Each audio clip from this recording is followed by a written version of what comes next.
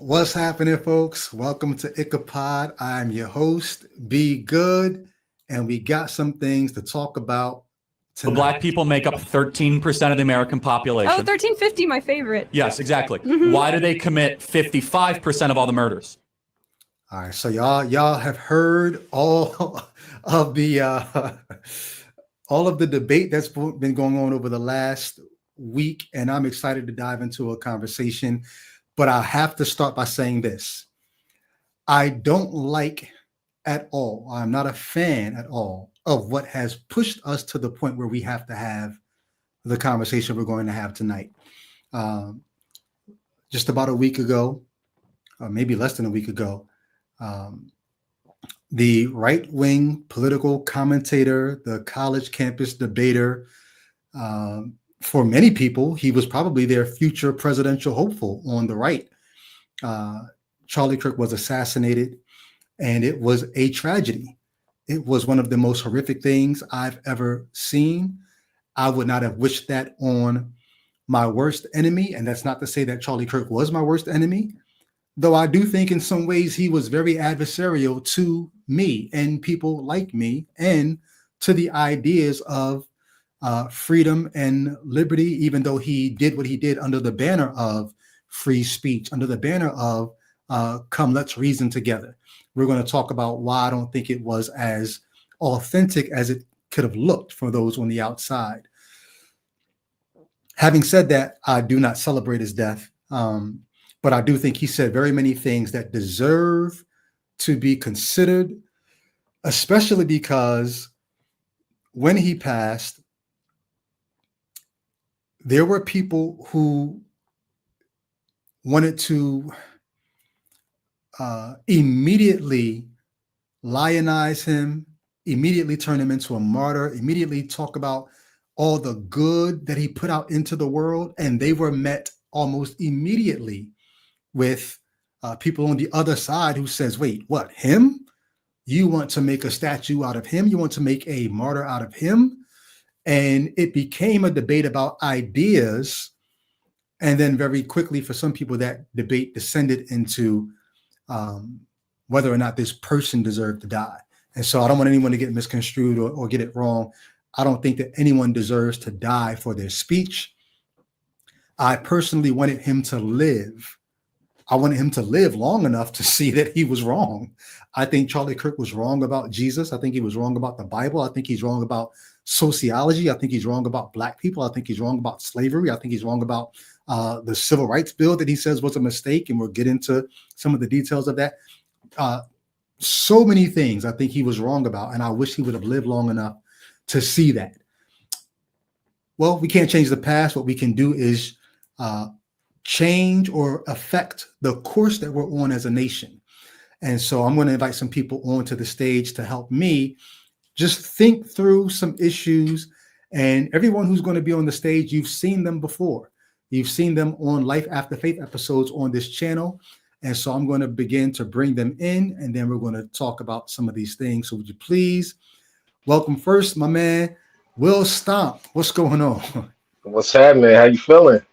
Chilling, man. Welcome back to Ichabod. And not alone, I'm going to bring in my sister, Ty Goodwin. Welcome to Ichabod.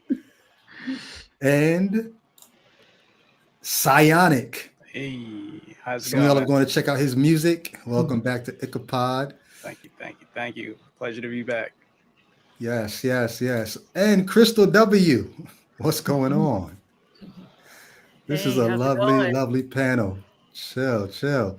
I think that's it. Oh no, we got Fro Wonders in the house. Hey, I think I got my audio right. I'm good now. Yeah, you're good. We hear you. Everything's good to go. All right, that's it. Okay. So what happened to JR? Yeah. I lied. We got one more. We got JR.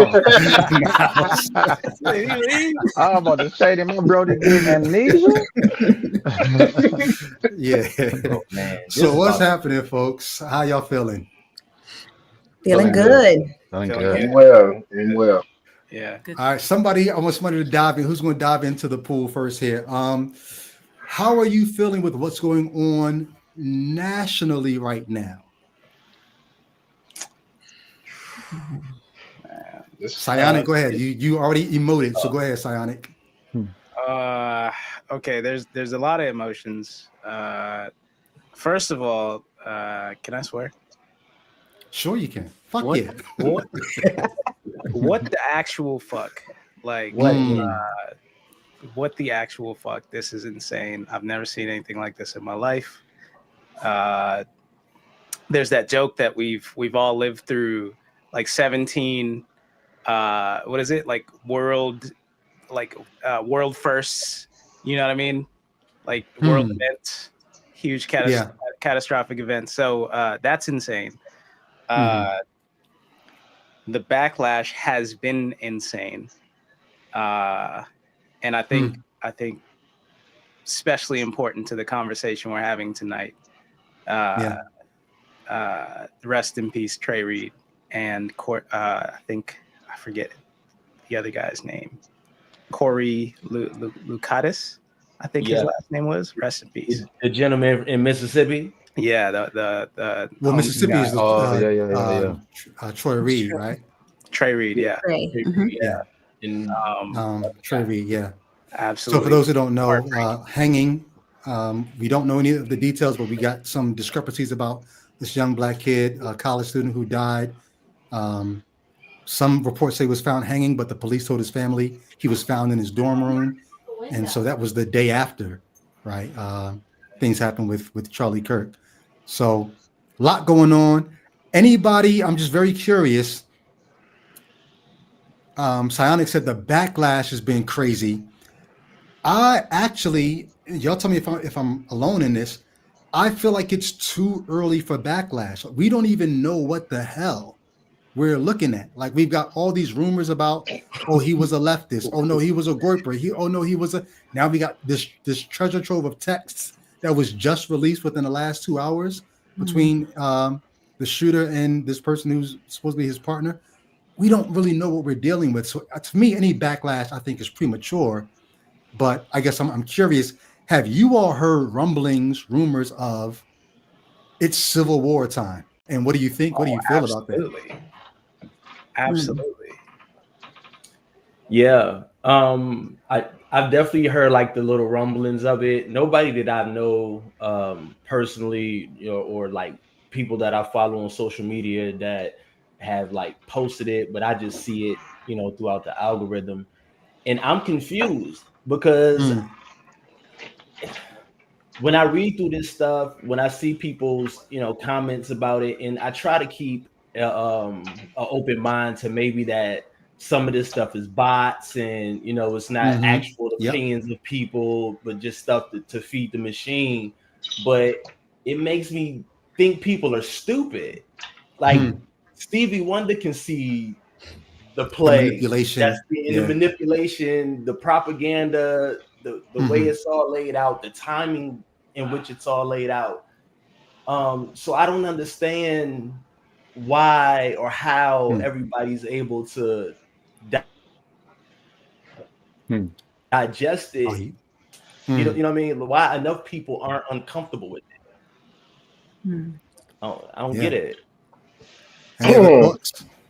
I haven't seen like Civil War thoughts related to this particular incident. I've seen it around some other things that have been happening with the different states, wanting to, fight against, the people that are in office now. But what I have seen is more like, it's not civil between state by state, but I've seen it between like the church and the right wing. And that's kind of like an internal combustion fire, right? Between that group of people and anybody else who's attacking or who's seen as attacking that group. And that's where I see like this, it feels like there's a lot of tension around preserving that group and that ideology. Yeah. So Marjorie Taylor Greene tweeted, or maybe she truthed it. I don't know what platform she did. Marjorie Taylor Greene said, "I'm ready for a national divorce. I no longer want anything to do with leftists. They can have it their way, but I'm ready for a national divorce." So you have it being called, maybe she's not calling for civil war, but in the same social media post, she talked about she wants to only be around people who are loyal to Jesus Christ, as if there aren't Christians on the left. On the left, right? Yeah. Yeah. But there's a church beef kind of happening that I'm seeing with some of my friends who are Christian and ironically black because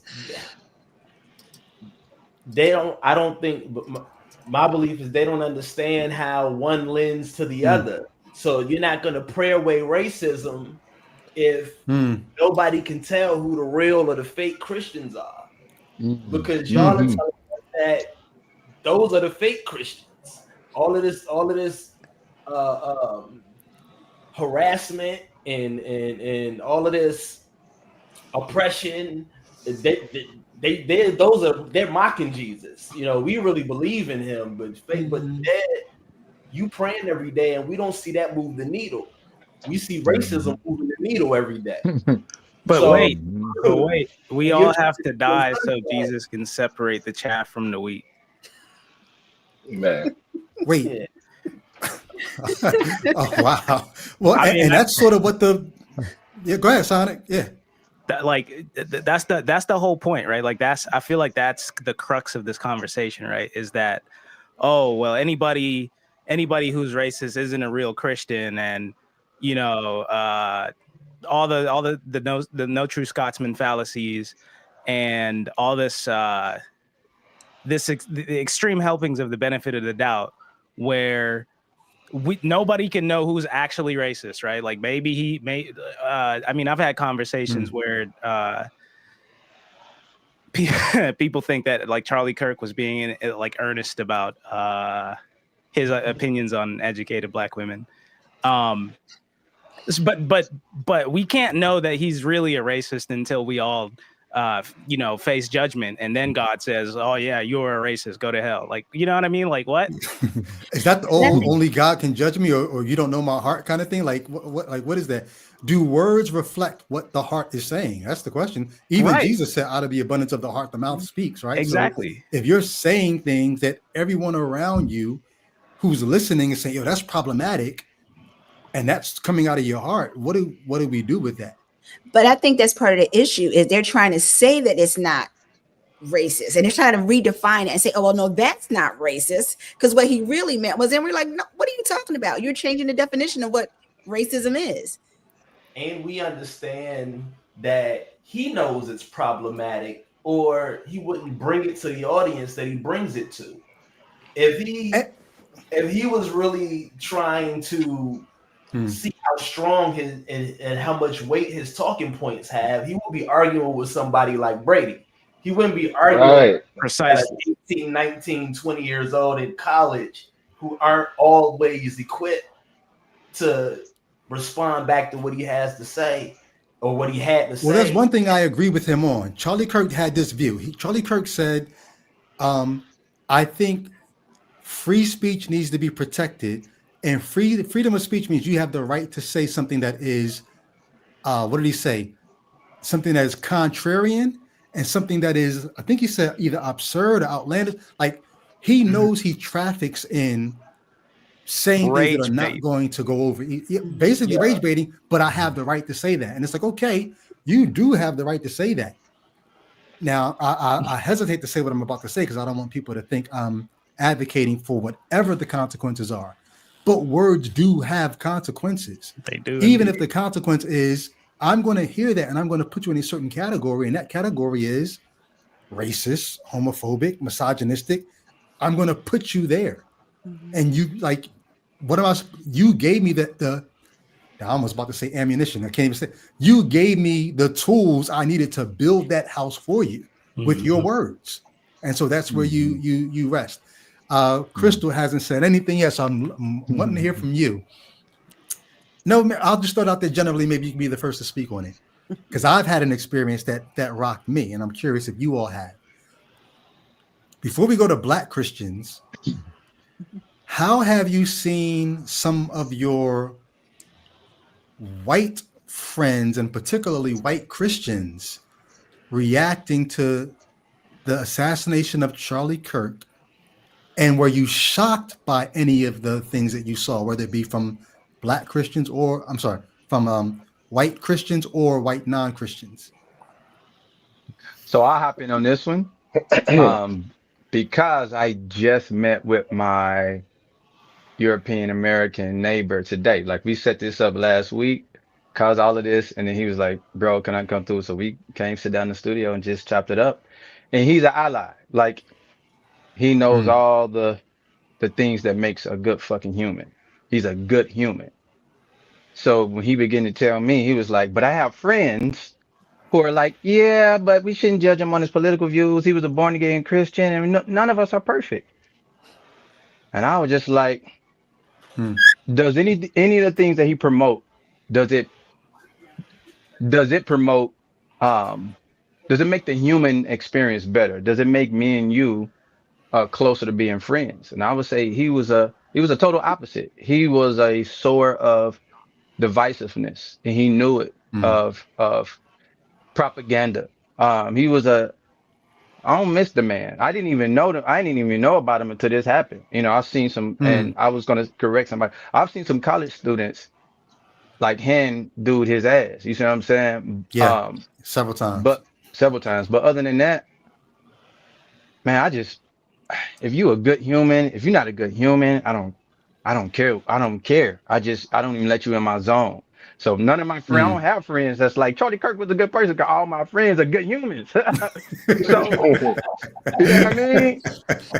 So if anybody who's defending this man, I question if you are a good human or not, legitimately, because it seems like elementary to look at everything he said and be like, oh, that's not conducive to a healthy society, and keep it moving. But the fact that we having to talk about this shit says, God. But listen, I don't put nothing past a dying empire. I've read enough history. They are desperate, and they'll murder 10 more of them if it has the potential to start the thing which they want.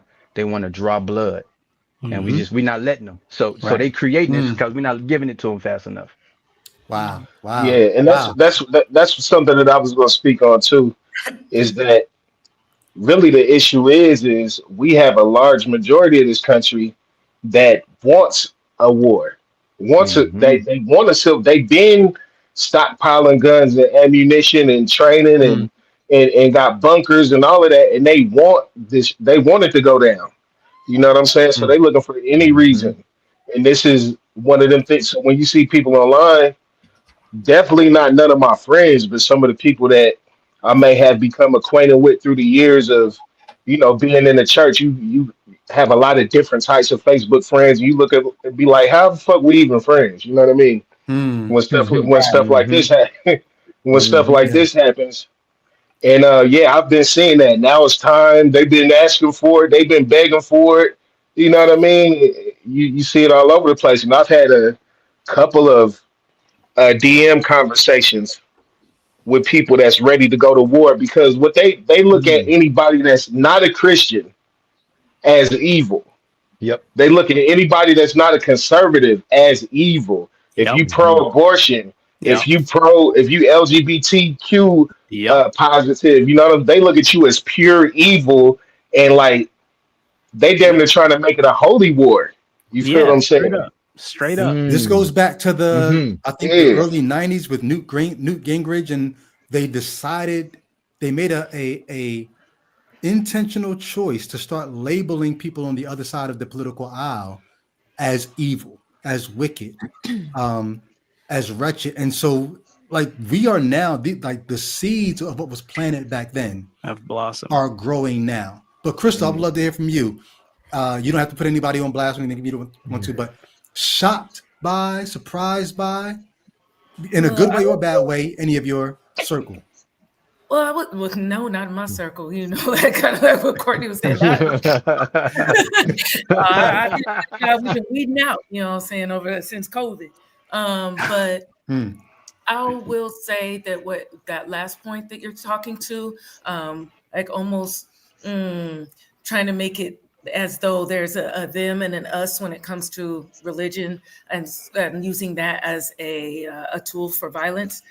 I watched a video compilation of all these Black people who supported him, and one of those people, as I was listening to her, I was like, she's dangerous because she, as she was amping herself up, she got to the point like, people on the left aren't people, they're demons. Like she started, like, and I was like, oh shit, like she really want people to not see us as human, so that they can go ahead and handle what she thinks like the retribution that needs to come forth like upon us, you know. So that's where I was like, okay, a lot of this rhetoric is very dangerous, and it was so weird to hear it coming from Black people's mouths. And so that's why I had to go like search it, as opposed to like all the comments and everything that you might hear from white people underneath a post. So with that, I think that white people are using Charlie Kirk to as this way to weaponize their own sexist and racist ideologies. And they are also using the cloak, the cover of Christianity as a way to be like, we all love people like Jesus. And I'm like, Jesus was a jerk, you know? And then also like, we're trying to uphold like, you know, what God wanted. And I'm like, but he's a like tribalistic, raping, murderous, you know, like, misogynist. So why? Yeah, this is fine in his worldview. Yeah, I was like, he's on brand. He's just making it powerful. And y'all like, it's kind of scary. So here's something I learned about myself over the last couple of weeks. I've had not in the last couple of weeks, in my life, I had 3 bad experiences with THC. And one of the things I realized about me and THC is it does something to whatever part of my mind is the fear center that gets paranoid. It does something to that part of my mind. Like if ever I take too much, there's a period of just elation and good feeling. But if I just get introduced to anything that I could possibly worry about, that part of my mind fixates on that thing. And so yesterday I'd taken, a couple gummies and I was on cloud 12. I was chilling. And then I wanted to prepare for this. And so I just started watching some YouTube clips, and it was all this stuff about Project 2025 and what's coming to fruition. That is the worst stuff to look at it. My mind went so far. But the good thing about me when I'm taking this stuff is I have very good self-talk. So I can always talk myself down. But the shit I was thinking, it was just like I was connecting dots between, they probably did this to get us to do this. They probably did it, and they're going to do this. But even because I knew as soon as the high was over, I would come down. Here's the crazy thing, though. Bro, he a new smoker, Andy. Hey, stick to indicas, bro. But even when I came down from the high, I still saw all those connections that I'm like, but you still should be worried about that shit. Like it wasn't just THC. Like this is some real shit. Nah, shit real. Stick to indica though, bro. Stay away from that sativa. That's not gonna do you good. It was my shot though. Man, you mentioned something though. You said that you're able to kind of think yourself back into kind of a calm state, Self-talk. and like that is how can I say it? An opportunity to practice rationality. You know what I'm saying? And that's what the nation needs right Big now. facts. The nation needs good self-talk. Because right now we're getting high on all the news feeds about, he was a this, he was a leftist, and they're going to start. Where's the self-talk to have you say, but they've been lying about this. Trump lied about, I solved the wildfires in California. I opened this reservoir so the water. And the governor said, wait, no, you didn't. Like the water you released didn't do anything for the wildfires. As a matter of fact, the wildfires were contained by that time. Like you're lying. We know you lie constantly. Where's the national self-talk to have us say, okay, we're tripping. This is horrible, but it's not what they're saying it is. Yeah. Well, Brady, I want to go back to a little bit of what you were saying about how it was Newt Gingrich, right? With the, he's one of them. Yeah. But remember before that, wasn't it Jerry Falwell and the Moral Majority? Remember that? So they've been doing this labeling thing much longer than that. That was the whole start of us and them, right? The moral majority and their right. And that was the beginnings of it. And to your question about, I've got a lot of white contacts, you know, from the business that I worked in and just from my network. And the people that were out there that were just like, oh, he's a Christian and he's, I saw a pastor saying that he's a Christian and we should pick up our cross like Jesus did. And he, you know, he did exactly what Jesus would have done. And now we need to pick up our cross and we need to start marching forward just like he did. And I thought that was crazy. But here's what scared me more. It's not the Christians.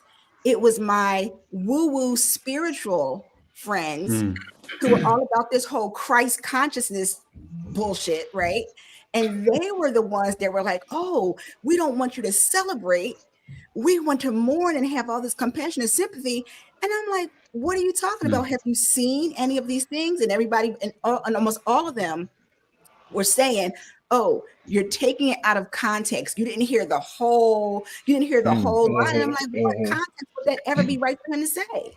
I don't understand how they like what context. Like it's pretty plain. How can we even take these things out of context? You know what I mean? Okay, so then since we're talking about context, let's play a couple because there's a few that are worth just playing, and there's one I think. Before y'all stone me, there is one clip that I think, oh, there is a broader context, but even that doesn't save it. And I'd like us to try to help somebody who's watching, because there's probably people who are going to say, oh yeah, play that clip, because I bet y'all don't know the context of that one. And then when we talk about the context, I'd like us to maybe help each other and help them figure out why, even with the broader context, this is still problematic. All right, so let me see which one I'm going to pull in here. I want to add, but like while you're pulling that up, we're dealing with a group of people who have been trained to take context for what it's not. You know what I mean? Say more about that. Yeah. Okay, so I don't know. Insert prophecies about the Messiah. We know for a fact that the biblical Jesus did not fulfill a single one of those prophecies. As a matter of fact, none of the prophecies were even about him that they mentioned about the Messiah. Like some of the prophecies in the Bible, in I think it's Mark, that they try to like shoe in there, like, oh yeah, my son will come out of Egypt, and like the context has nothing to do with the Messiah. So we're talking to a group of people. We're talking about a group of people who ignore context, have been trained to ignore or twist context to match what they already want to be true. Yeah, boy, that's want to be true is key. Talking about want to be true. Exactly. Yeah. And that's dangerous because it's almost like, okay, well, if that's how you're playing, how do we even like the thing I like to do is to try to have conversation and dialogue. But if you're going to do that poor of a job with context, is there any hope? Like, I don't want to make this seem hopeless, but it's like, how can we make the connection? Yeah. If you're not feeling, you know what I mean? Yeah. All right, let's pull up the first clip. This is a clip that as soon as you begin to hear it, you'll know what it is. But let's try to see if there's a broader context that makes this less bad or more okay. And that's why I think this United story and the DEI story hits so hard, because we've all been in the back of a plane when the turbulence hits, or when you're flying through a storm and you're like, I'm so glad I saw the guy with the right stuff and the square jaw get into the cockpit before we took off. So just already. I have so many critiques. Yeah, I know where we're going. Okay. So, already he wants to make sure that you're trekking with him. You're in the back of the plane, you feel that turbulence, and you think to yourself, who did I see up there flying? The guy with the square jaw and the right stuff. Is that a reference to the Tom Cruise movie or whatever? The Right Stuff? The Isn't right. there- I isn't don't there like know. an I old- don't know what the fuck right stuff is, man. The right. Isn't there skin like an color, old maybe? airplane movie It called is The a Right movie. Stuff? Yeah, it's About a movie called The Right Stuff. With the is that Tom jet Cruise? fighters, Am I pilots just are in there. Yeah. Oh wow. Okay. No, I think Yeah. it's a Kids on the Block record or something. The right stuff. I don't. Yeah. Yeah, you got the right stuff. Basically, he's saying you want to make sure you have this, whatever the stereotypical idea of a pilot is. If you can think to yourself, "Oh, that guy's up there, so I'm good." Right. Now he didn't mention race. He just said the square jaw and the right stuff, and you're sort of free to associate whatever you think the right stuff might be, or maybe you're thinking Well, back it's to the a movie. man, Brady. It's a man. Okay, well, so you know what? With It's the definitely a square jaw. man. Clear about At least that. You don't want a woman with a strong square jaw. Right. But it's a dog whistle too, like to the right stuff. Like we know who was in the right stuff. Like, you know what I mean? To that audience, to that generation, they know that's a dog whistle. Yeah. And that's what I was gonna say too. So it's like maybe we as black folks, we know all their dog whistles now, and I feel like a lot of our white friends aren't listening for them or paying attention to them when they come across, so they just think they're talking. So before I dive in, because Charlie Kirk is going to answer this guy in a second, but you all just made me think about something, and maybe white America. I think during COVID, we all had all that time at home, and everybody was making memes. Some things kind of came to the fore. You know, Black Lives Matter was still popping. Some things came to the fore that might have sensitized white America to this, but maybe not. So I'm just going to mention it now. Most of us grew up, if you grew up in the 80s and 90s, like most people on this podcast right now, we still were the generation who it was rare to see positive black images on TV. That's why Cosby Show and Different World meant so much to us, because we grew up watching a Full House and Family Matters and Roseanne. Well, not Family Matters. That was new Family too. Ties. Family Ties. Something. Family Ties and Brady Bunch. everything My that you nigga saw said when you were growing Roseanne. up, all the stereotypes of what was right, what was the right stuff, was white stuff. Exactly. The toys you played with were white toys and the cartoons. So during the pandemic, one of the memes I remember was there was a little white girl in a toy store looking at dolls, and all the dolls in front of her were black dolls. And it just looked so counterintuitive. And then the words under the picture was, for black children, like this is what we had to do. This is We reality, would go into the stores and all the dolls were white. And if you're white, seeing a little white child looking at all black dolls, you're like, damn, that could happen. Like that would never happen, right? Well, that was our experience. Yeah, my dad and my pop, he's like the daddy on Boys in the Hood. He used to be furious about that because my little sister is like 5 years younger than me, and she would want all of the dolls of that age. All of, you know what I mean? They skated and they used the bathroom, and you could feed them, and you all like the 80s, 90s era, like young girls that I know about it because I had a little sister, but. Like all of these dolls would come out that did all of these things, and they would play the commercials.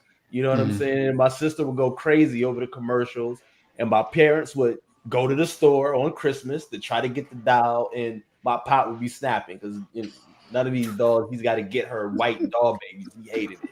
He hated that. And then consider that, like, from a purely capitalist standpoint, right? If all I wanted to do was make money.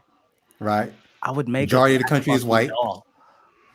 Well, right? I thought you were going to go to a different way because the majority of the country is white. No, you would probably get more sales. But go ahead. More sales because the majority of the country is white, but also there's a huge part of the country that's black and will also buy the dolls.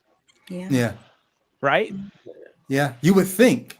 But just appeal to everybody. It took so long. Now. But consider how much of a choice that was to make. We don't even want your dollars. We don't even want your money. But also that's where DEI come into play because none of us were in the room to say, hey, dude, you should probably make some black ones. Like none of us were in the room. Yeah. So, You know what's funny? Well, the other piece of that too is like they want us to idolize whiteness. You dig what I'm saying? Yeah, you're And right. that's what I see. Even I got a cousin right now, the same cousin that parents wouldn't let me play with him. You dig what I'm saying? When we was kids, I got a cousin right now that idolizes whiteness. You feel what I'm saying? All his baby mamas is white. Every girl they ever messed with was white. You dig what I'm saying? And there's plenty people like this. They just want the approval of white people. They're gonna wear the American flag on just because, and they gonna speak in ways that get approval from white people. It's like they live for the approval of these people, man. All right, Yeah, so I will piggyback on that. I feel like that was the feeling I had when watching like Black people talk about Charlie Kirk. I'm like, who are you doing this for? It felt like very much pick me vibes, right? Yeah. Yeah. And It's one of the good ones. yeah, I was like, what? Why? It was genuinely hard for me to understand why they would side this way, speak this way, and that it wasn't performative. Like I still struggle, like to even go, like, yeah, he meant it, you know, like oh yeah, sure, because he said it with his whole chest on YouTube. That means that for real, in all aspects of his life, he, you know, supports this. I just have such a hard time because I have, you know, weeded out so many, and I've had to deconstruct my own shit, you know. So if I was given white dolls, black dolls, both, right? Like Cabbage Patches, Barbies, whatever it was. Footballs, baseball gloves, skip its, all the gamut, Astro Labs, chemistry sets, so that I could kind of choose, right? And so I'm grateful for that. And it still struck me as odd the first time I saw a white mom and a white little 3-4-year-old, like elder toddler in the grocery cart, and she was cradling her black baby doll. And I was like, that blew my mind, kind of like the I would have shed a tear. I Yeah. would have shed a tear. Yeah, like, you know, so it was that was moving for me, but also I am from a place. I'm from Albuquerque, New Mexico, and New Mexico has traditionally been a swing state. And at the time I left it back in 2010, it was very much like everybody from everywhere, like it politically, could like have a beer with each other. When it was election time, everybody's got their yard signs, they got the billboards up, it's everywhere. And then I moved to Houston and it's like, where is it? When's elections? Like you have to go find it, you know? So it's very different politically and culturally moving here and still seeing a lot of segregation. And I'm a little more accustomed to it now, but I still think it is so hard for me to see Black people looking at this view of whiteness and being like, yep, I desire that. That's one more thing before we move on from this particular topic is I've been seeing people post, don't be so pro-black that you're anti-Christ. Oh, we didn't. We'll get there. You got that on the docket? Okay, we'll talk about it later. Okay, I'm gonna follow that. So yeah, we're not off this one yet because we haven't even got to Charlie Kirk. This was just the intro. Somebody says you're in the back of the plane, you've experienced turbulence, and your one comforting thing is I saw the person who's flying and they've got the stereotypical what I trust. They've got the right stuff. And this is Charlie Kirk's response. And I feel better now. No, I mean, like, you want to go thought crime? Like, I'm sorry if I see a black pilot. So he already says, I'm going. This is a thought crime. People are going to want to convict me for this thought that I have, but I'm going to share it anyway. If I see a black pilot, I'm going to be like, boy, I hope he's qualified. Well, that's the you wouldn't have done that. You wouldn't have. You wouldn't have done. Now, let me just say this. People say that's the part that's taken out of context. They take that part alone. If I see a black pilot, and he said this several different places. So there are a few different clips of him saying it. If I see a black pilot, my first thought is going to be, boy, I hope he's qualified. And he said it so much that he uses the same words every time, which tells you he either has rehearsed it or he's just said it so much that it flows from him. But this is the rest of the statement that people say, but put it in the context.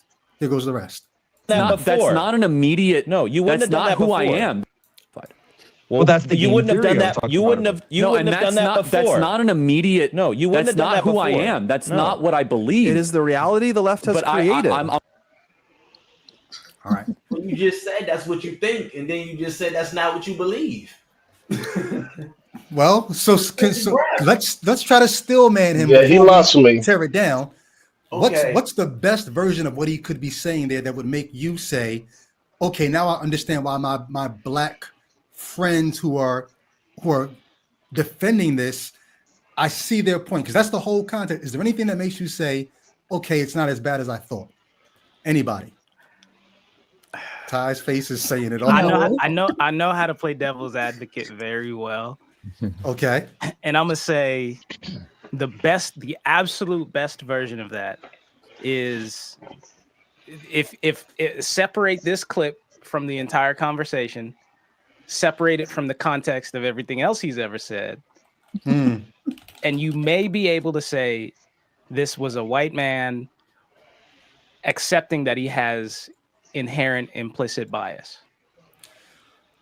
Maybe. I think we can make it a stronger case then. Anybody else want to chime in before I try to play advocate here? Go ahead.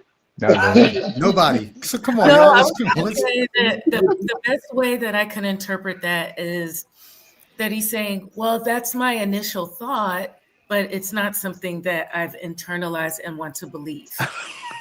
That's the best. That's the best I can come up with, is like, yeah, it's there, it's in me, but okay. I want to be as fair as possible. But I really want to be the kind of person I really want to be. That's it. That's the best I can. Throw wonders and then time. Okay. I'll give him credit to maybe think that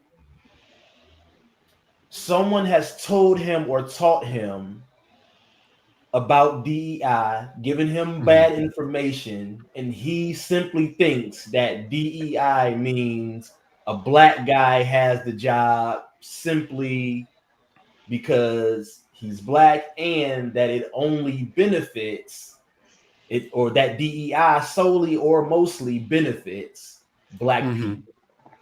Okay. Yeah. That's what I got. And I was going to say something similar, which is a far stretch. He would have to interpret or believe that DEI meant that we put unqualified people in simply because they're black. Well, yeah. I'm glad you said that, Ty. Let me play one more clip where he's going to address what you just said, and maybe this is the best we can do for him. When you see a black pilot, you wonder, boy, is that person there because they earned it or because they were placed there? That's what DEI does. It makes you ask questions you otherwise would not ask. The airline industry is going to take an unqualified person just based off diversity. Underqualified, not underqualified. Underqualified, whatever, uncertified, well, and put them in a cockpit and risk people's lives. Those are two different things. Under and un are two different things. Of course, United Airlines will not take someone off the side of the street and put them into a pilot. But in order to reach a 40% goal, they might cut corners. They might accelerate the process in order to reach a goal. We know this through all sorts of DEI examinations and projects over the last 10 years. You have to choose in life. Either excellence or racial quotas will end up being the most important, and both cannot simultaneously exist. That's insane. That's insane. Because first of all, that is a straw man, right? Because first of all, he's intentionally twisting DEI to be something that it's not. And then he's attacking that thing that it isn't in front of people and trying to get them to argue on the stance that it is the thing that it isn't. Right? Right. DEI is absolutely, I don't think I need to explain it to any of you, but DEI is absolutely not just throwing any old underqualified person in a position. It's throwing people who are equally qualified or better or better into in front of a hiring or a recruiting manager who otherwise might not see that resume. They don't even have to accept the person, right? Like all DEI requires is that they consider the applications, consider the people, and then they make the decision whether or not that person gets hired or not based on the qualification. So if anybody has been hired through DEI, they were still vetted just like anybody else. Well, you know what the irony of that is that the reason we need DEI is because they hire unqualified people who don't look like us. Exactly. That's the point I was trying to get to. Say more. I was waiting to get to that point. Talk about it. Well, I know from being in a corporate space for a number of years that there would be plenty of people that didn't look like me and they were not qualified. I mean, the last startup that I was in, I would watch them take these young white guys that came in and put them in product development. And me, I had been in training and development for years and not get the same opportunity because I didn't look like the product development team. I wasn't going out and having beers with them. I wasn't watching hockey, right? But I'm watching these people that don't have any of the qualifications and they're getting the opportunity because they look like they belong in that social circle. And that's why we have DEI measures put in so that you don't judge it based on who you're comfortable with, who looks like you, and everybody gets a fair chance. And right, and it isn't solely based on race. We got to talk about the patriarch too. So it's like women, right, specifically white women, right, are the most, when we pull the numbers up, they're the most benefited. The most benefited from demographic policies and procedures. So it's like he said before, you're turning this thing into something that it isn't, and then you're arguing against it, but that isn't even really what it is. So if we had to do a list of, minorities who would get DEI treatment, like Black people are usually at the bottom of that list. And that's never Here really goes the Is it okay to say that if you think that that's what DEI is, like at this point in 2025, you racist? Like exactly. That's my ignorant. You're ignorant. You're ignorant. Yeah, you ignorant or racist or both. Because the way that they try to flip it is they try to say, well, we want it to be merit based instead of, you dig what I'm saying? As if DEI doesn't include merit. You dig what I'm saying? Right. Yeah. So that part, does anybody think he had a strong point though at that? Different groups. It's women, it's the disabled, it's veterans, it's like all these different groups, but they're like the Blacks, And I'm like, right, you doing the most. Can we at least say, you all can stone me if you want, but I'm just curious, can we at least say there is a valid concern though that if you have a quota that by this period of time you want your organization to be 25, 30, 40% diverse in these fields, that to meet those quotas, you might lower some standards or rush some people through. Is that a valid concern to have? Okay. Not in that industry. Not in the flight industry. Absolutely. Exactly. The fuck not. Exactly. If you took, I think, what was it? An antihistamine, you cannot fly for 48 fucking hours. You understand what I'm saying? Like this is an industry who understands very much so that lives are on the line. This is an industry who, I mean, there are millions of checks and balances. Like there's absolutely no way you're going to get on a plane with an unqualified pilot unless that person has done something wild to get in that cockpit. Remember, he wasn't saying unqualified though. Yeah. He was talking about sorry. Yeah. No. He was even talking about the hiring process. So I know this: if you get a bunch of mediocre white men all in one place, somebody cutting some goddamn corners. I didn't seen it. I didn't seen it sitting on boards. I didn't seen it. I go to work every day, man. Even with pilots, they got some people in there that they didn't been like, oh, so that 2018, we're just gonna and then get them in that seat. You can't, because when you're fighting for your people to sit in seats that even maybe empty, you'll pass up qualified people to say, "Hey, bro, we got an empty seat. You might not even be, bro. Do you want to be a pilot? I don't know if you want to be a pilot, but we got an open seat." Give his nephew the job, make his nephew a pilot. Yeah. You know what I mean? Okay, wait, I can't say. Yeah, what they don't know. What they don't know about black people is we've been told since we was kids that you have to work twice as hard and you have to be twice as good. You dig what I'm saying?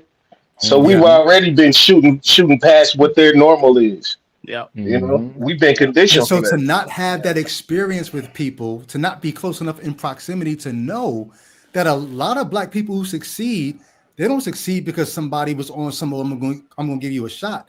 They had, like you said, they work twice as hard. They're overqualified. Right. They've been looked over. They've been waiting for a chance to prove themselves.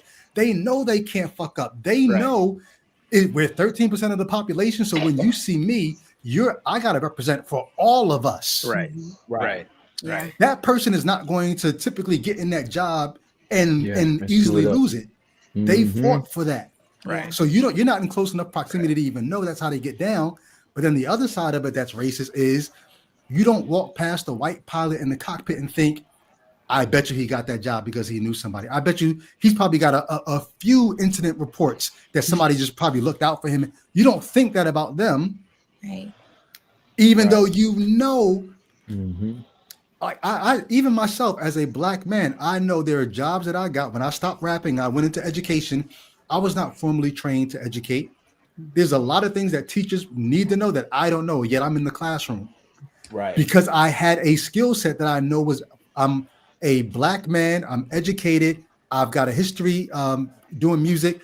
I've got my own skill sets that makes me a gem in the class.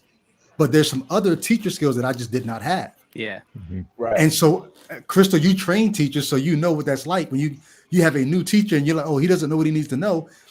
But there are things that everybody who's hiring somebody, you're going to hire people that you trust. I know this person can do the job. Yeah. Yeah. And you're also going to do that for people that you have some kind of relation. The 4 jobs I had post-rap, all in education, every single one of them I got because I knew someone. Exactly. And that's my If thing. you don't factor that into why somebody's in that seat, you just think, oh, square jaw, right stuff, white guy, he earned it. That's showing your privilege. That's showing your racism. Right. I was trying to explain that to a white friend of mine.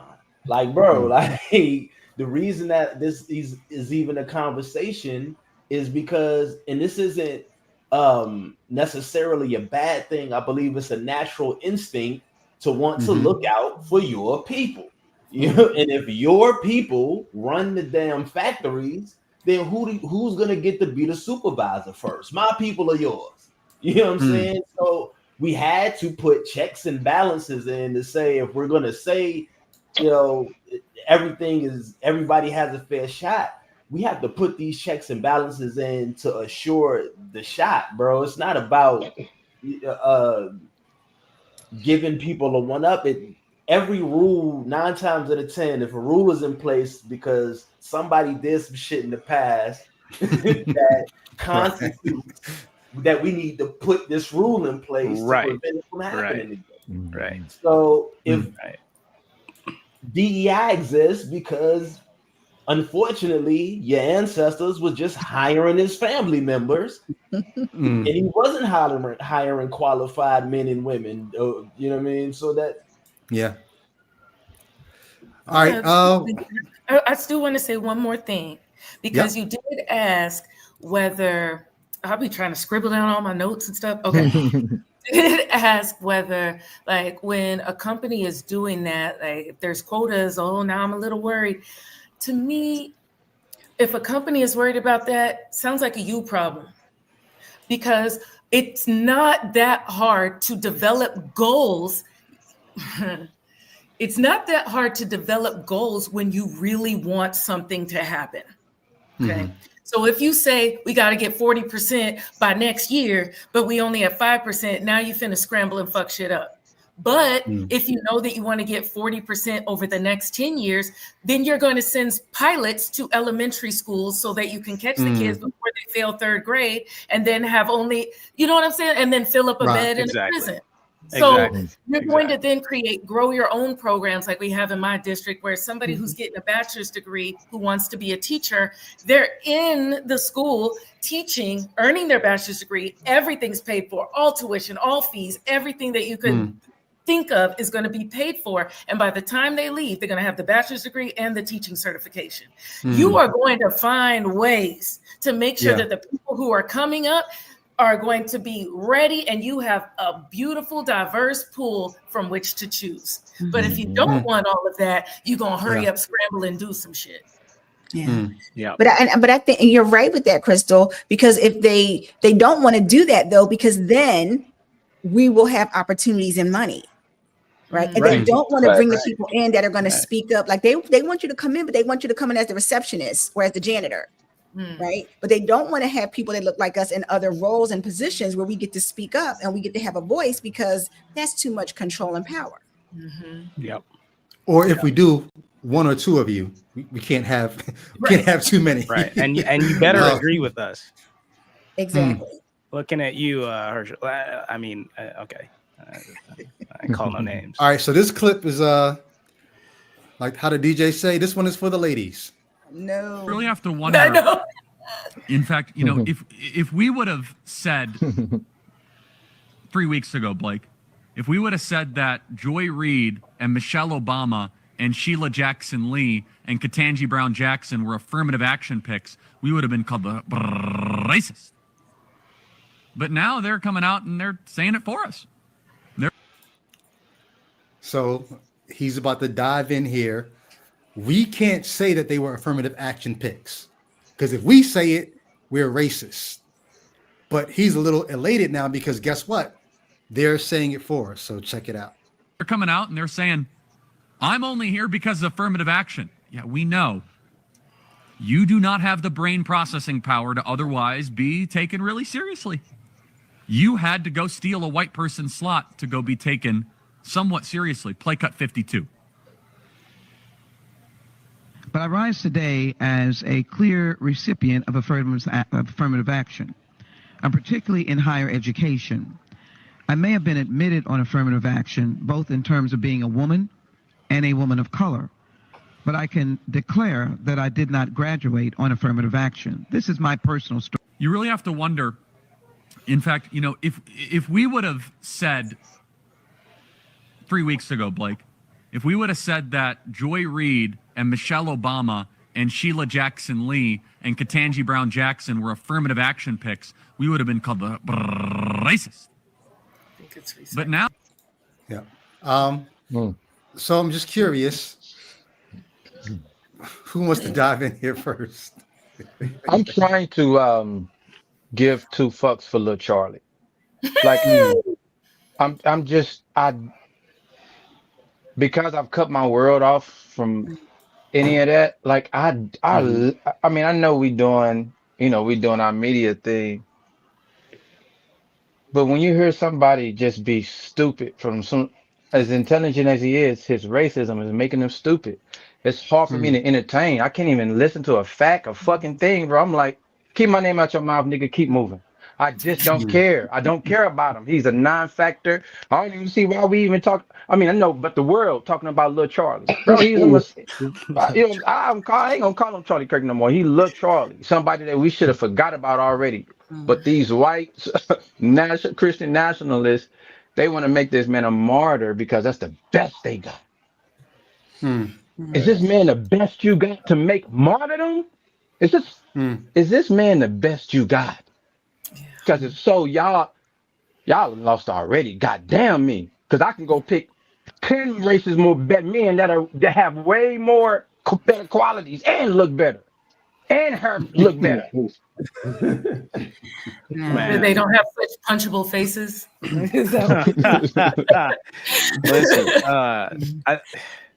Listen, and to think that there are skin folk defending this, you know what I mean?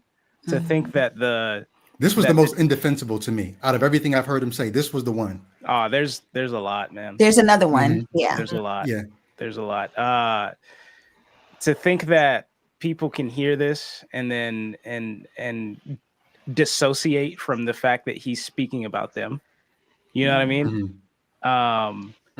Is insane. And like I'm genuinely bewildered, right? Like I'm just like are you not here in reality? Like where are you? What are you doing? You know? Well, let's call out the violence that he just did to her statement, because he tried to use her words against her. Yeah. Right. He said, if we would have said that these women were DEI hires, we would have been called racist. But now they're saying it. But she did not say what he tried to make her say she was saying. Yeah. Once again, like Sonic said, right? She said, yeah, the reason I got into the school was because of affirmative action. But I didn't graduate because of affirmative action. And even the affirmative action that got her in, she's not saying I wasn't qualified. She's just saying that they had to intentionally look for me because they weren't looking for me. Right. Yeah. Well, this is something that he did with language. And I've been taking a look at how people create these kind of situations. The language that he used. She said, I got here because of affirmative action. And all of that. No, real quick. Now I got here. Right. I got into the school because of I'm here because of the work I did. Right. That's what she said. But Joy Reid, I mean, the other ladies, wherever the goal was, affirmative action opened a door for them to get there. He said affirmative action pick. And that's a negative connotation. And just with that little twist of the language, right? It sets it up as something, they were picked. It was negative, right? And they stole somebody's spot. And I'm like, it's fascinating. But if people aren't critically thinking, and it goes back to what Christians do with in context, right? Yeah. They will twist the words around and say it's the same thing. And they'll think, how could that ever be the same? Yeah. Great point. I find that same parallel between what you're saying there, like when people are saying, you got to listen to the whole video, watch the whole video because the clip was taken out of context. Well, motherfucker, context should significantly change the meaning of what I just saw, but it didn't. In fact, if anything, it made it worse. It made it worse. The parallel that between that and Christianity, I was like, somebody said, well, he's not living up to Christ's ideals or these people. I mean, and I, did my whole thing where like, okay, Yahweh is very much fucked up, right? So the Bible is the same thing as what y'all are talking about. You take a quote and you say it on Sunday morning and whatever. The quote is still bad. It's still bad. It'll be like women submit to men, whatever the fuck. It'll still be bad. But then when you read all the rest, and it's like, here's my daughters, so you can read like as you read the entire book. So taking those little cherry picks is not, we're doing y'all a favor by cherry picking this shit. Because if we read the entire thing, if we watch the entire thing, it's even worse. It's damnable all the way through. It's even worse, right? For Wonders, I know you wanted to jump in, but real quick, Ty, you made me think about something that people don't catch in what he said. He says, you had to take a white person's slot. Right. If this is not racism, and you think, these women, first it's Katanji, not Katanji, but Katanji, Jack, like Sheila Lee, and if you think these women didn't have the brain power, processing power to do it, you could have said taking another qualified Black person's spot or another qualified, but you didn't. You said taking a white person's spot as if, you know what I'm saying? Like that shows you where his mind and where his heart actually is. Didn't he say white man? That's what I was wondering. I think he did. I think he said white man. He was very specific about that. In fact, if we would have said, particularly in higher education, being a woman and a woman of color, but I can declare affirmative action. This is my personal story. You really have to wonder. In fact, if we would have said white person's slot to go be taken, there it is, right there. Had to go steal a white person's slot to go be taken. White person. White person. Yeah. Okay. Yeah. Okay. Yeah. Go ahead, But I mean, Yeah, chances are it would have been a white man, but yeah, because she made a point. She made a point to say, particular as a woman and a black woman, because she knows that even being a woman, I'm not going to get the same opportunities. But being a black woman, that's even another step. But the most bogus thing is like he's speaking on some of the most highly educated women in this country. Like they didn't just get into the school; they thrived like outrageously. Right. Him as a college dropout. Yeah. A community college dropout. Speaking on a community college dropout, speaking on Harvard grads. Right. Which look, I was just watching this this series of lectures by man, I will butcher his name, so I'm not gonna say it, but he's a Chinese Canadian professor, and he's giving this lecture on what is it called, geostrategy or something like that. I can't remember the name, but anyways, he's speaking about Harvard and the Ivy League and how they started, and how incredibly difficult it is to get in as somebody that is not part of the grandfathering crew, right?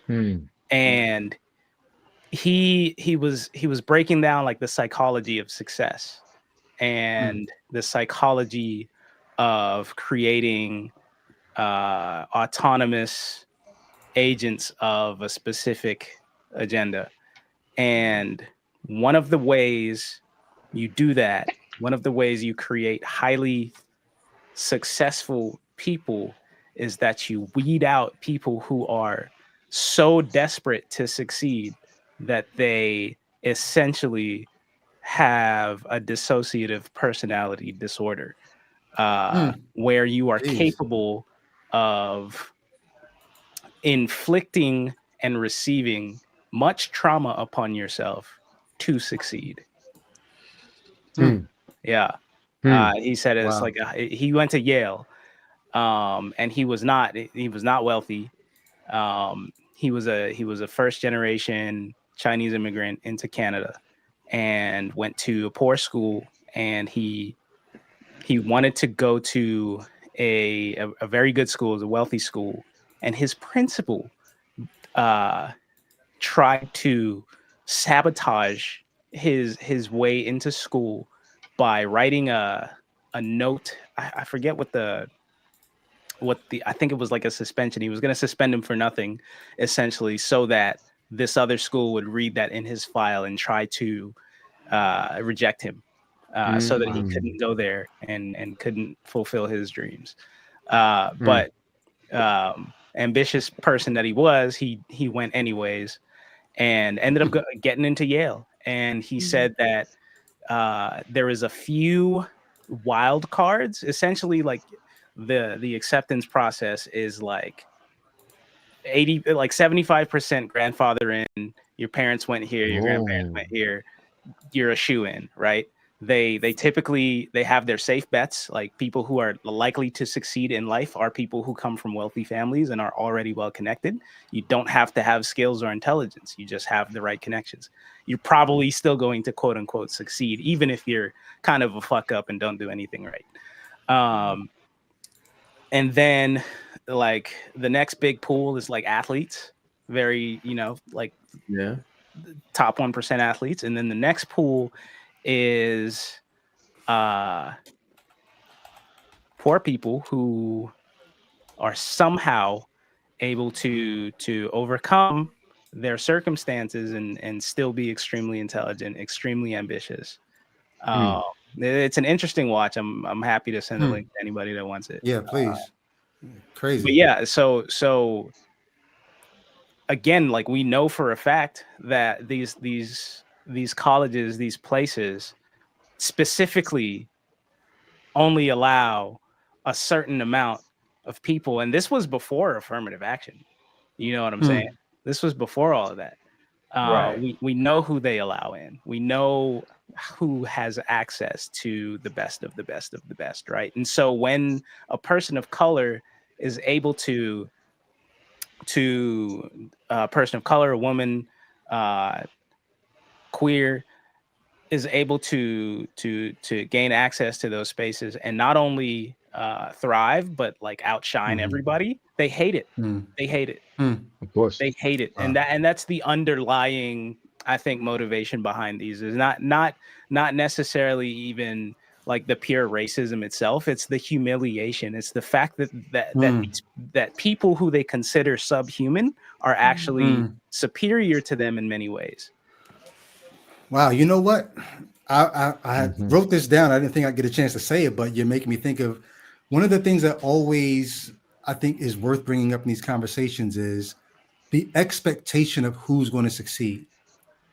Like coming from hip hop culture, right? Why do Black people brag about being able to eat fine cuisine, or being able to drive a foreign car, or go to a foreign place, or having, gold or diamonds in their teeth? Or why? Because the society that moored us told us you can't afford these things. You're not allowed. These things are not for you. Yeah. Like you shouldn't be able to. So that when somebody from this part of society succeeds, it's like, yo, guess what? I did it. Just last night, I sent Ty, my sister. I sent my two sisters. I should have known his name. The Black guy from Severance who won the Emmy for Best Supporting Actor, right? But he's the first, from what I saw, they said this is the first time a Black male won that award. But think about it. We live in a country where we're, in 2025, we live in a country where we're still celebrating first Black this, first Black that. Wow. Yeah. Right. So the fact that we still are celebrating first Black anything should tell you that when Black people succeed at something, it actually, like, there's a reason why that's monumental. Yeah. Where the wild thing is, the opposite is true of our counterparts on the white side of the fence.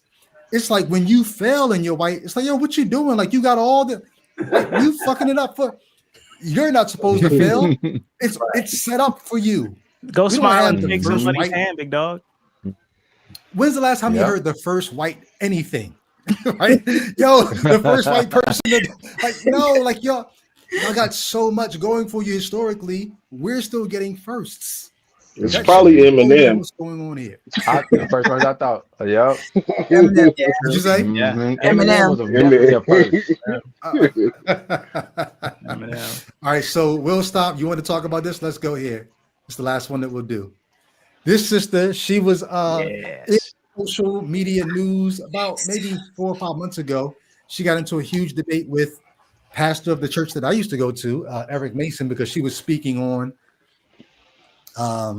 they basically were calling her a false prophet and all kinds of Christian in-house fighting going on. But she decided she was going to reprove her Black Christian fellows with this statement: don't become so pro-Black that you become anti-Christ. Who wants to speak on this one? Yeah, the reason why I brought it up is because when I saw it, the person that posted it, I asked him the question. I said, "What is that?" I said, "What does that even mean? What does that look like?" And she wrote like 5 paragraphs explaining about not answering the question at all. And she ended it with like, "You can leave my page." I was like, "Word?" She was like, "You're seeing it all up and down your timeline right now. Woo. And if you don't like it, you can leave my page." I was like, "You know what? I'm gonna exit your page and defriend you like you asked me to." But I was being I wasn't trolling. I was being sincere because like what the fuck does that mean? Yeah. Well, let me ask you this: how many of you all back when you were Christians would have amended this kind of a post? Oh yeah, I would have about 15 years ago. Yep, I would have. Yeah. I don't think I was ever that. I don't think I would have understood it. Okay. Because what does my blackness have to do with me being a Christian? Like, how can I over Black? I envy you, brother. Not over Black. No, it's this idea. Like, again, y'all, I came from New Mexico where there weren't hardly but this many Black people. And so it was like always having to figure out, and am I Black enough and to get into this little clique? Because it ain't but that big. And if not, then I guess I'm for the whites, like the way we said, for the streets, you know, like I'm just for everybody. If I can't make it because my shoes and my hair my edges ain't laid right or whatever.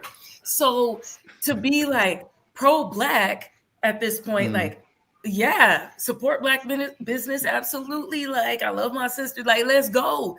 But then also pro-Black to me still sounds like pro-Black men, like, because they're like, whoa, we'll get to your issues when we have time. Anyway, like, you know what I'm saying? So I'm like, I don't think I'm pro-Black because of that, because it has like this other like patriarchal, like, I don't know, it's like marble, like when everything's swirled together, that I'm like, I can't separate the pieces. So I don't think that's the label I want. Now, the Antichrist and the pro-Black, even back when I was Christian, I still would have been like, are you saying that my Blackness is bound with Christianity? I reject that. Like, because I rejected so many things where it's like, you can't tell me what my Blackness is. You can't say that it's because I'm poor, because I'm, dumb, because I'm this, because like, there's so many ways to be Black, and I do any of them and I'm still Black. I'd be a skater or a rocker, I do whatever, I'd be goth, be this, be that, and I'm still Black. So there isn't any one way to be Black. So we were taught to value those ideas above everything. Yeah. Even our own safety unto death, because that's what Jesus did. Christ over culture. Yep. Yeah. Yep. I wanted to mention, to your point, the dissolution of the self and the culture, right? Like in Christ, there's no longer Jew nor Gentile, slave nor free, male nor female, supposedly Black or white. You get what I'm saying? Yeah. That's what the word but to your point, though, I don't think we pay enough attention to the fact that whites never have to divest themselves of their whiteness to be Christians. Never seen a white person say that. Themselves. Boy. Yeah. Imagine if this was different. Imagine don't be so pro-white that you become antichrist. You've never thought that. That's my next post. What you talking about? But look, I will say this though. I was talking to that same neighbor that came over. I told him, I said, but you know what, bro? I said, I gotta do a video to apologize and kind of flesh out some things. Cause like Fro said, I was complicit in a lot of, as an elder at my church, I made a lot of decisions from the top down, man. That I know that was like, like it catered to whiteness. Because the church that I was at, I believed at the time that I was there to do God's will, to kind of be this Martin Luther King type, finish the work of like, or continue the work of like whites and Black coming together, man, whether it be whatever. But I didn't know enough. I was just disillusioned by the gospel message and how I would fit in that, bringing that. But now I look back and I'm like, God damn, I'm like, I wish I would have knew. But I was complicit in a lot of stuff that looking back could be deemed as catering to whiteness. But I did tell the elders though, I told all of them, I said, hey, all y'all got to get rid of y'all fucking whiteness. I was looking at eight white men, some of them 60, some of them my age. I said, if y'all gonna serve God's people, I said, get rid of that shit. And all of them looked at me like deer in headlights. Cause I said, that shit is gonna keep y'all from serving people. If you want to be white, go ahead. But this shit ain't gonna work. But I do know that. Let me ask you, JR, this is back when you were an elder at this church serving, trying to make it become a more multicultural church. Yeah. And you say to these 8 white men, y'all got to get rid of your whiteness. Let me ask you, had you, if you looking back, had you gotten rid of your Blackness? Not and were you all the calling way them to join you in that? Yeah. So And a little bit, but I knew that their blind spot was their whiteness. So while I just didn't make my blackness the forefront. And, of course, when you're elder, like you serving people. And so you put yourself on the back seat. But I didn't know it. My parents didn't teach me enough to even know the things that I was sacrificing. You see what I'm saying? They didn't, I wasn't even aware to the things I was accommodating, the shit that make me want to right now. But back then I'm straight, slightly shucking and jiving a little bit. Oh yeah. So I got to make a video because I'm like, I see a lot of black young dudes doing just like I was, running to white churches as if that's the fucking answer. Right. So I don't want them to go to no church, but I would point them to a black church before I be like, because I know the mindset of why you're going to a majority white church. And I just didn't know enough to even see that blind spot in my own psyche. Wow. Yeah. I was gonna say you had, and I think in the promo for this, you had the picture from Django. Yes. Unchained. Yeah. And that is the epitome of this whole being so pro-black that it was antichrist. You're going to be the house slave, right? And so you're going to put the masses, desires and feelings above everything that you have. And if the house slave was ever to stand up and be for himself, he would have been anti-master, right? And I thought that illustrated that perfectly. Right? Wow. And it's wild that we're being warned against doing the exact thing that our counterparts have done, because there are white Christians who are so pro-white that they made Jesus fucking white. If Jesus was even you know what I mean? The man with the legend. Everything in the Bible, nothing in the Bible described him as white. You know what I'm saying? But so let me tell you something, Fro. I think a lot of white Christians forgive Jesus for not being white. That's his one fault.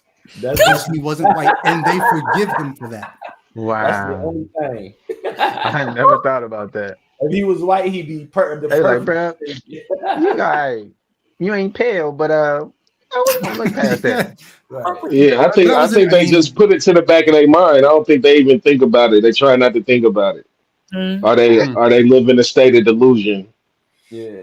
It's definitely delusion. It's cognitive dissonance. I always think about when they talk about how Noah's sons and one of them was cursed, and that's why people are black. I'm like, you do realize that they would have been his cousins, right? Like, right. They were three sons, and one of them was white and the other one was black. They was related. So how do you say that the black people aren't human? It's that dissonance that says, "Oh, yes, no, they weren't. They were related." That makes no sense at all. To the Django piece, what was his character's name? Was it Stephen? Right? Stephen. Samuel Jackson says he wanted to play that role once he understood what it was. He said, "Oh, so you want me to play the worst black person that ever lived?" He got excited to play that role. I think a lot of black Christians, not a lot, some black Christians, you're playing that role of the worst black person that ever lived, because one of the things that you're doing is, I think it was Sayani that just made this point, or Fro, one of y'all made a point that made me think about this. You're spending all your empathy for your white counterpart and none of that empathy for your people of the flesh.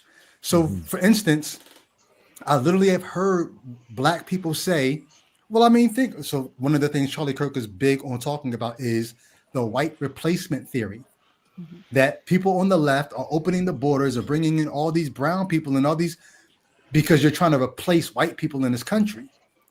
And I've actually heard black people say, well, I mean, think about it. If you're a white and you have the majority in this country, and you see that those numbers are changing so that by 2050, you're going to be in the minority of this country, and you built this country, wouldn't you feel some kind of way? Wouldn't you want to close the border? This is a black person putting himself in the shoes of a white person, having all the empathy in the world for, well, can't you see why they feel threatened?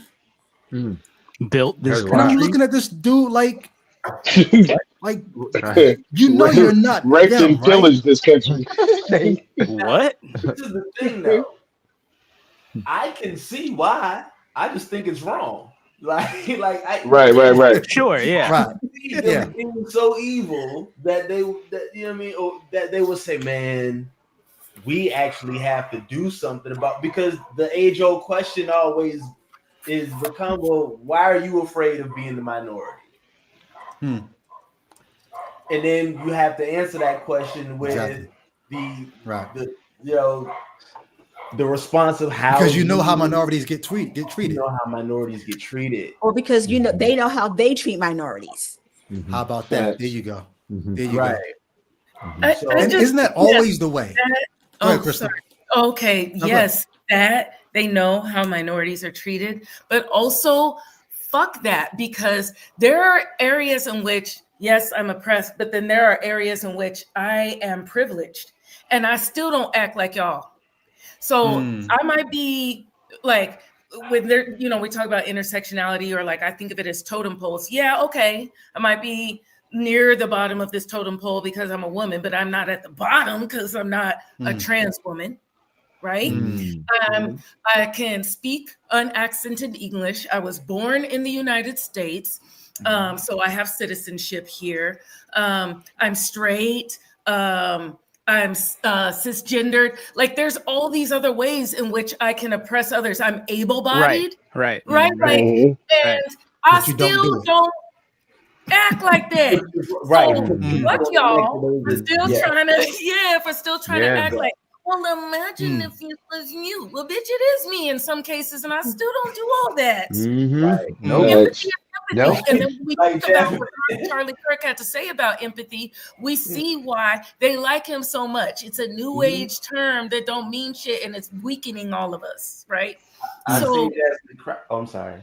Oh yeah. So yeah, I was just gonna wrap that with a little bow, but like you can still be in positions of power relative to others and leverage it for human well-being. Right. Absolutely.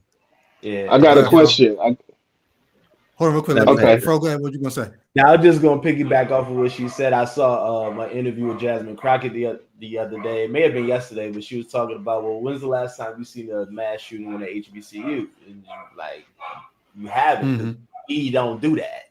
So it was just like to piggyback on what she was saying. Like, yeah, like it. Of course, I have privileges as well, but I don't do that. It's not in my heart to want to do that to somebody that I have an advantage over. That's crazy. Yeah. Word. Well, I was gonna say, is there any point that you've heard Charlie make that you do agree with? Well, right. So I wasn't going to go back there. I was going to wrap this up, but since you brought that up, and I'm not playing this because I agree with it, I just think it's worth talking about, because I'm sure there's somebody who's going to say, well, you started with that video, won't you address that? So let me just play it real quick, and then we can wrap it up on this one. And we will get back to the question that you actually did ask, but I think this is worth talking about. Black people make up 13% of the American population. Oh, 1350, my favorite. Yes, exactly. Why do they commit 55% of all the murders?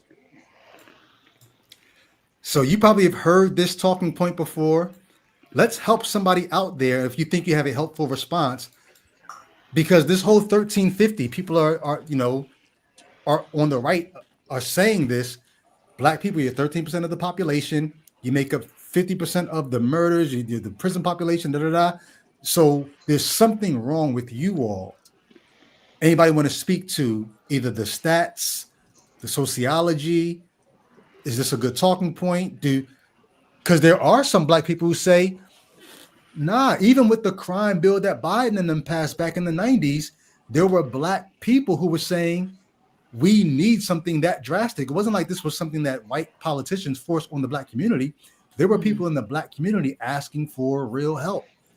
And so now you got Trump sending the National Guard into DC and threatening places like Chicago. Even though they're saying we are not asking for that, there are some people who are saying, but damn, do something, because it is kind of bad here. And so there's a part of me when I hear these kind of things, I'm tempted to say, I don't agree with that, but damn, we do need to do something. So that's as close as I get to maybe agreeing, but I still would like us to speak to the 1350. Anybody can feel free to jump in. Fro, you got your hand up. Go ahead. There's so many moving parts to it, and a lot of the moving parts get left out. But we can talk about, like, the 90s and the crime bill, and like say how rampant like gang violence was, but we in the crack epidemic that preceded that, and where it all came from is still the government failing the citizens. Like, it starts with the government failing the citizens. And even in all of that, as we've grown through those years and had to deal with all of those travesties, and now we're on the other side of things, they still fudge to the numbers, because when they talk about the 1550, a lot of the times it's arrest. It's not convictions. And they're not, and they're also not talking about the percentage of Black men who are later found not guilty of crimes that you said that they committed, and they end up being, released, like the numbers of those versus white men as well. So it just all points to the fact that we're continually harassed. It doesn't, mean or point to the fact that there's something wrong with us as a people. It just points to the fact that we're over policed. A point I want to add, okay, is what do we count as violence? Do we count wage theft as violence? Do we count underfunding schools as violence? Do we count food deserts as violence? Do we count I don't know, like sloppy waste off charge as violence? Do we count water supplies that go unfixed as violence? Right. And Flint, Michigan. Do we count the I don't even, like, the sandlot that the financial system in America is as violence, like 2008? Who did that? Right. Who did that? You know what I'm saying? It's all violence. You can overlook all of that violence when the violence is happening to a dog. So I look at it like this. You're looking at a country. I was again telling my white neighbor, I was like, bro, you're looking at an empire whose forefathers in 1787 penned the Constitution. When they left those British colonies and left Virginia and was like, we're going to start this new thing, I told them there was one thing that they could never conceive of, which is crazy. They could not, in all of their imagination, atheist, agnostic, and theist together. It was one thing they could not perceive in their wildest imagination. And that was the African slave being a thinking, conscious man that can even to the point lead us. They didn't plan for that. Nope. So now you have a seemingly Christian nation who can't even do the single fucking thing that Jesus asked Nicodemus to do. He said, I want to be down with the kingdom. All right, bitch ass nigga, get down from that tree, go repair them people you stole from, then come back to me, and then we can talk about getting into my kingdom. So I tell America this. You looking at the people you've been stealing and beating and robbing, and you've never repaired them. So you're looking at people who are still trying to live from a condition that you never fixed. Yeah. Right. So the only thing I want from America is simple. Fuck you, pay me. That's it. I don't need your help. I don't need your God, your prayer. Fuck you, pay me so I can restore my people and we can live like human beings. And those who want to live with me, let's get it. Anybody that want me to die, I want you to die.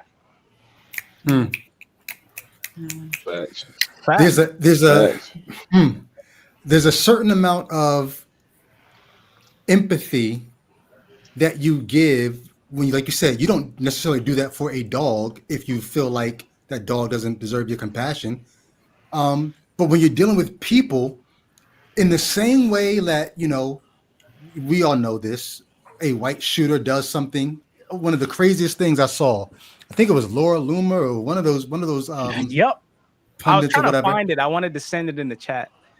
Yeah, I thought I had it, but it's not in my list here. So when she thought that the shooter was a leftist, it was, we need to bring back the death penalty now. Yep. When it came out, he came from a MAGA family. Well, you know, Charlie Kirk would have wanted us to pray for him, and we're going to try our best to do that. My goodness. When it's somebody that she wanted to have compassion on, she found that compassion like that. Quickly. When she thought it was an op, it was death penalty time. And the cognitive dissonance, man, is like it's insane. It's like how do you connect to somebody who is like so far down the rabbit hole that something like that can occur? Yeah, tribalism. Exactly. I'm speaking That's to why the people still 1350 fight for point. Mayor Eric Adams, and he a piece of shit, but because he got black and bald head, they're like, hey, that's our guy. Yeah. I'm speaking to the 1350 figure. The idea of, like, first of all, that 13%, you'd have to be out of your rabbit ass mind to think that that 13% means all 13%, like 100% of that 13% are the ones committing that crime. Right. Like, if we make up 13% of the population, what percentage of black people are the ones that are responsible for that? Right. Now you're down to the 0.5% of that 13%, Right. if that. Right. That's responsible for that crime. And then are we considering repeat offenders? Repeat offenders for sure takes that number down even further. But this And is the deal. over policed communities? And over police overcharging, over sentencing, all of it. Yeah. But if you don't have compassion for the people, you're not going to factor that in. But you will factor in when it's a white shooter of a high school. You're going to factor in, he may have had some issues, or it may have been this. You're going to find he was all a troubled teen. Trauma, PTSD. You're going to understand all of that. Don't be mad at black people for hearing a figure like 1350 and then going to work to try to figure out why it's not the thing you're saying it is. We're not doing anything different than anybody else does when they feel like they're being targeted and maligned unjustly. Yeah. Yeah. And just neglecting the fact that, like, these communities were created intentionally. You dig what I'm saying? Exactly. Like, violence. A couple of things that I have heard him say that I can slightly agree with is that we do need more fathers in the home. Of course, we need more fathers in the home, right? But at that same token, let's not forget why fathers aren't in the home. Exactly. You know what I'm saying? Yes, our music needs to be better. But let's not forget who owns these record labels, who started only signing negative music. Right. Who owns these radio stations? Who owns these media companies? Like they wouldn't allow it to come out from another culture, but from ours, I vividly, all of us around the same age, so we watched this shit happen right in front of our face. We watched hip hop be a positive new movement with KRS-Ones and the Rakims in the Commons, and we watched it to where if you was saying anything positive, no matter how good you could be, most deaf, it didn't matter how talented you was. You a backpack underground rapper now because the record label is only going to fund Gangster, Pimp, Ho. That's what they're funding. So as a kid, I feel like, okay, the people that I see with the money, the people that I've seen that's being successful, this is the type of music that I need to make if I want to deal. Yeah, you know what I mean? Yeah. Yeah. I'm gonna address something in the chat. Hey, Eddie. Oh, somebody said, do we? And Brady. Let me address this real quick, and then Krishna, you can speak to it. Brady, you're fuzzy. You're fuzzy. Yeah. Okay. All right. To your point about fathers in the home, man, a study recently came out, and I do need to verify this myself, but a study recently came out that black fathers are by far and large way more active than any other Yes. in the home. So Yep, I heard that as well. Yep, more present. Is the mic better? Yeah. Yeah, you're good. Yes. Yeah. So I was going to say to Hey Eddie's point, I think Hey Eddie was asking, do we need fathers in the home? And so I think there's a conversation that's worth having here. We're not going to solve that this is a fair until we got question. left. But in America, the way the economy is, a two-parent household means a two-income household.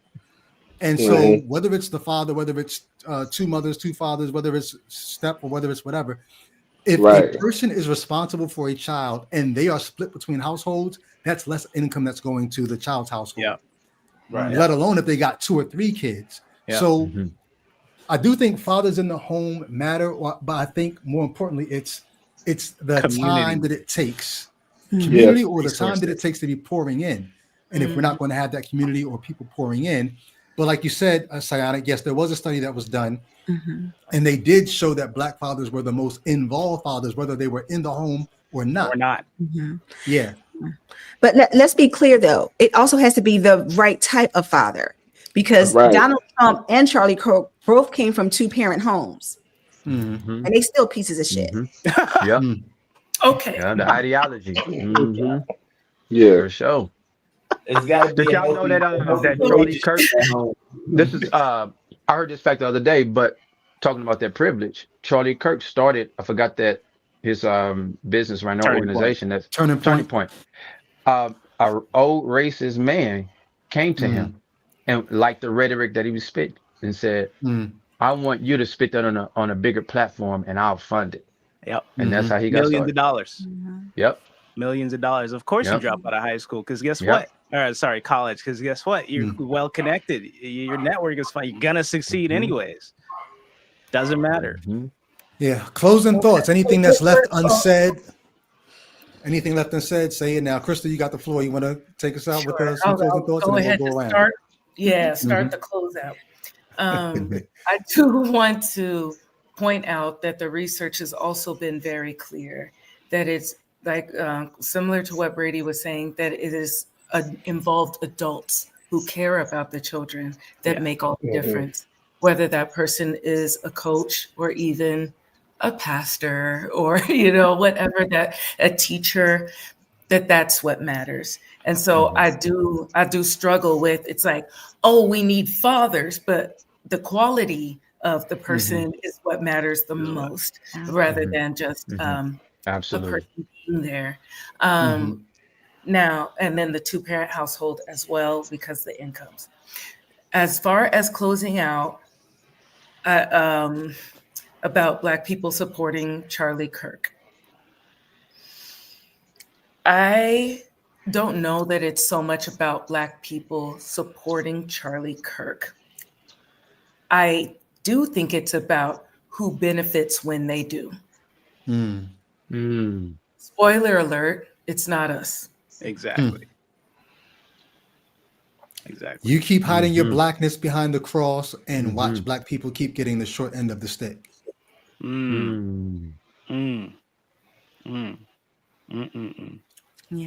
Them nails go all the way through.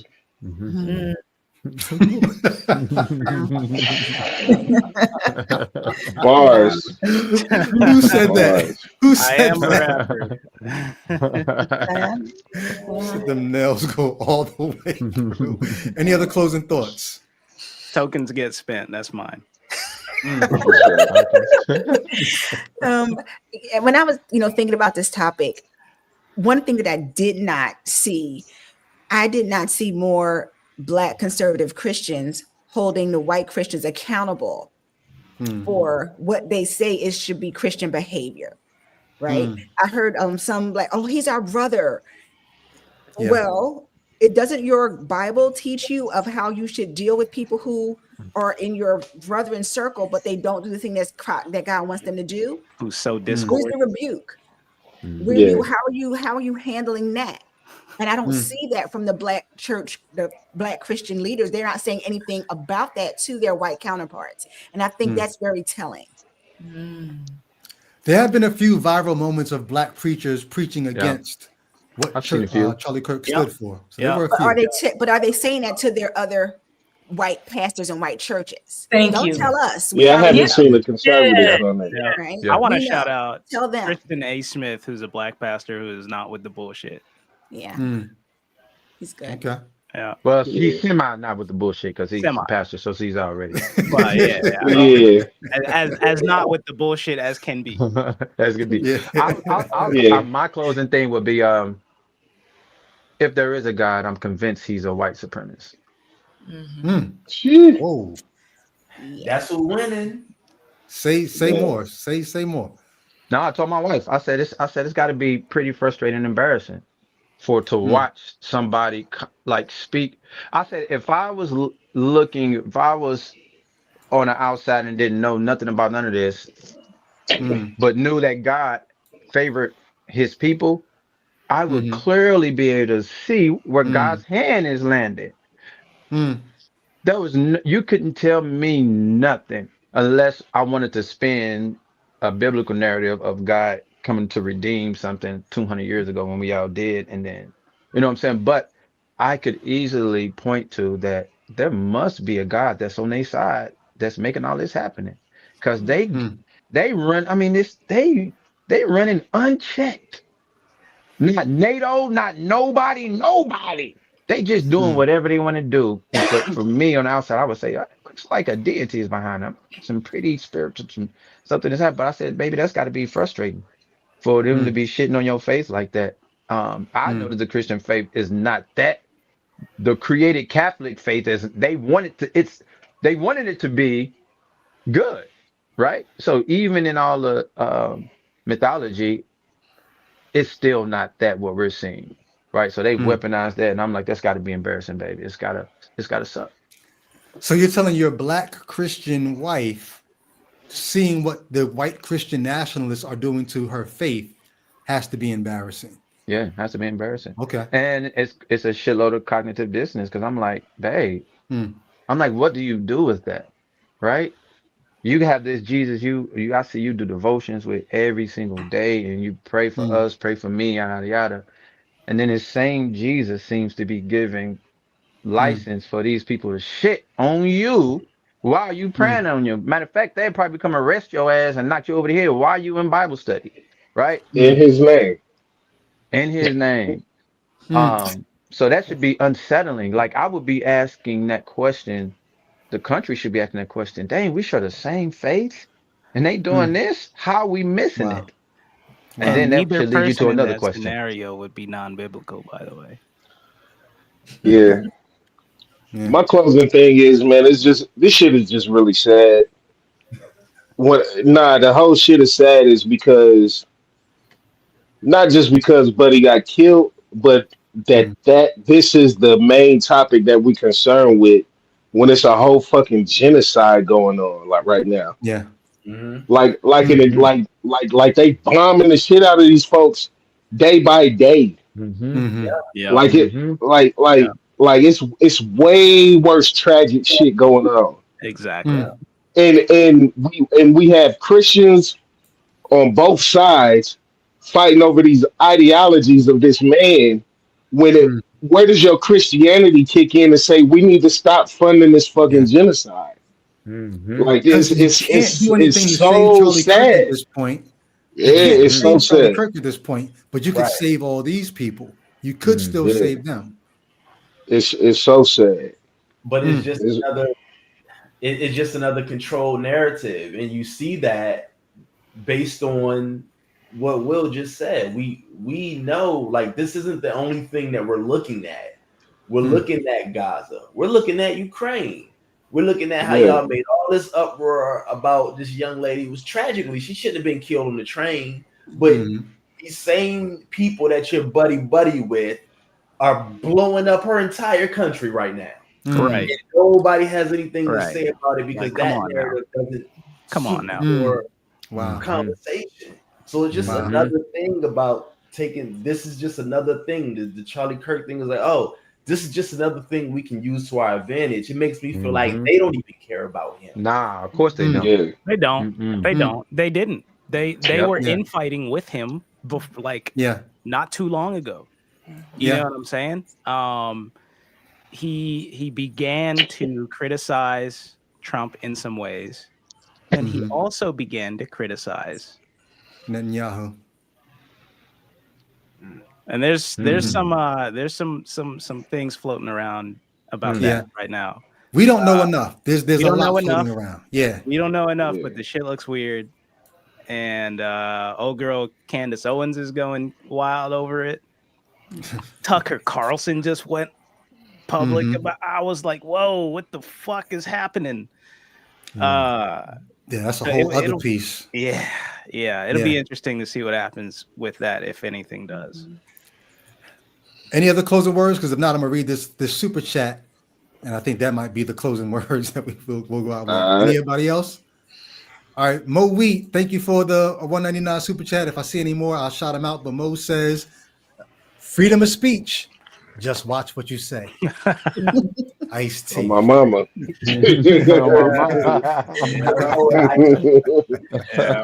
Hey, I want to thank every single person that gave your time to hop on the pod tonight. Appreciate you guys. Love you all. You all are welcome back anytime. I think I saw a comment that said Brady should do this more often. So as often as y'all are free and y'all want to. The Atheist Avengers. I enjoyed it. Black Avengers.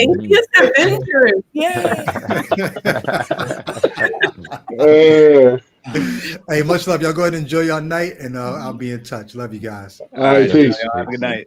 All right, yeah, peace.